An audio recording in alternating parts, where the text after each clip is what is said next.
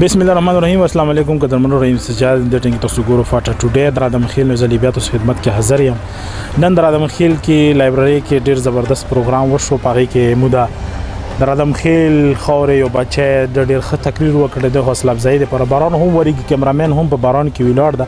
نو لایبرری بیک سایډ لراغلم نو ما وې ما چې مشوم نه تاسو لا هغه تقریر ریکارډ کوم چې کوم د اوس لایبرری کو کړ چې تاسو هم د هغه نه خوان راکې چون کې د نن ماشاءالله ایوارډ هم وګټل بلکې دوه ایوارډونه وګټل.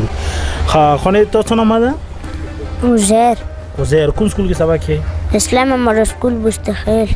ماشاءالله بستخیل سره تعلق ساتي. بستخیل ها دا چې کوم نن تقریر وکړه هغه تقریر مولا وای چې دغه کیمرې کې چې کوم خلک ګوري تاسو انت خوان وخت. شاباش. Respected audience and my dear fellows, Assalamu alaikum to all. The title of my humble speech is The Role of Dr. Allama Muhammad Iqbal in the Foundation of Pakistan. We cannot deny that the history of India is filled with the cruelties and hardship for the Muslim. We know that Hindus were larger in numbers. They always tried to commit any type of cruelties against the Muslims of India. They tried to destruct the economy, the business, the trade, the education, even their beliefs also.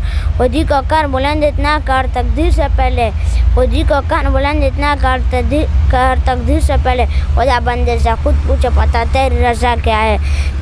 Respected audience, some people said that Allama Iqbal is the poet of Muslim, but in my point of view, he is such a great poet who must be called the poet of community at the end of my speech.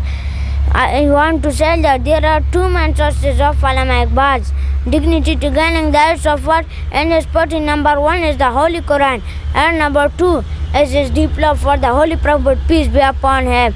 In some verses in his poetry, Allama Iqbal says, वो मस्जिद ज़माने में मुसलमान होकर वो मस्जिद ज़माने में मुसलमान होकर तुम ख्वार हुआ तारीख़ कुरान होकर. He also says कि मोहम्मद सफ़ा तू न तो हम तेरे है कि मोहम्मद सफ़ा तू न तो हम तेरे या जहाँ चीज़ें क्या लो है कलम तेरे है.